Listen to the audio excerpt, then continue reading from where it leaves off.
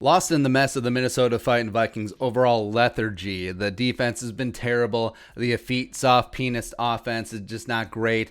Brian O'Neill, the real deal Brian O'Neill, third-year right tackle, has been lights out through 2 games and is beginning to pay off on our prediction that 75 would have a monster leap forward in year 3, become a Pro Bowler, become an All-Pro, more importantly. And Brian O'Neill right now, well, O'Neill and Garrett Bradbury and Eric Kendricks and Harrison Smith, they're like the only guys who do any work on a group project, and then everyone else just slacks off. That's exactly what's going on with the Vikings right now. Through 2 weeks, Brian O'Neill is PFF's numero uno, Anthony Peeler graded right tackle at 80.2.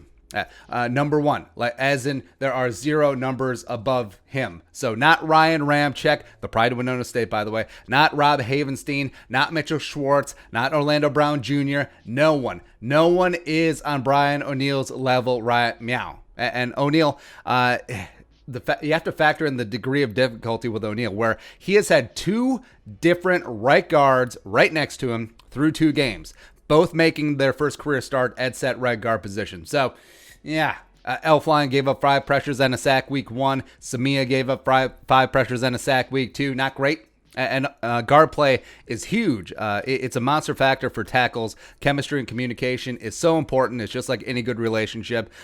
But because remember, it was on Pat Elfline for misdiagnosing the Zadarius Smith stunt and leaving Brian O'Neill with nothing but his in his hand week 1. So not only has Brian O'Neill overcome all of that, but he's also been a savage in the run game when the Vikings actually are able to run the ball and when the game script isn't going against them. He's racked up an 84.1 PFF grade, which is second best in the NFL. And he and Bradbury have been 2 of the lone bright spots on an otherwise pretty dubious Vikings offensive line. You could throw Riley Reif in there as well. But that is good.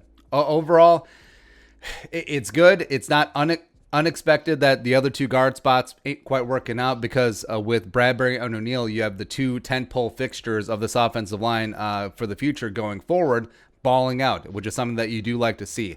And just think of how much better Brian O'Neill will be, or even can be, if and when Drew Samia settles down, actually plays well, or if Josh Klein is brought back into the fold and he's back in blackish purple, right? So he's good to go. And O'Neill is going to have to continue to bring him. Yes, Zadarius Smith week 1. Yes, the leftovers of Justin Houston week 2. Big time stuff to go up against. But this week, Jadavion freaking Clowney coming in at the left defensive end spot, as well as next week I got JJ. Ugh.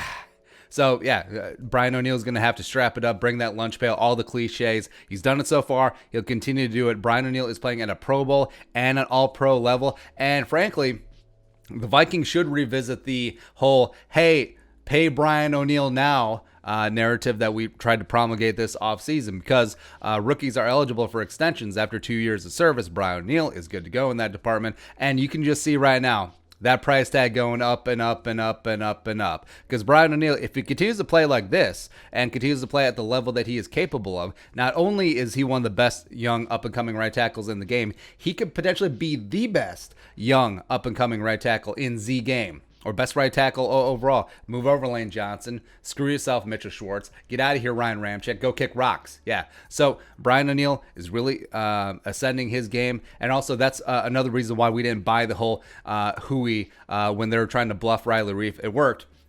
It got through. But it's like, hey, Riley Reif, take a pay cut, or we will cut you, and we will move Brian O'Neill over to left tackle, and then we'll start Rashad Hill at right tackle. That was never going to happen. Brian O'Neill has already established himself firmly on that right side, even though he played a lot of left tackle in college.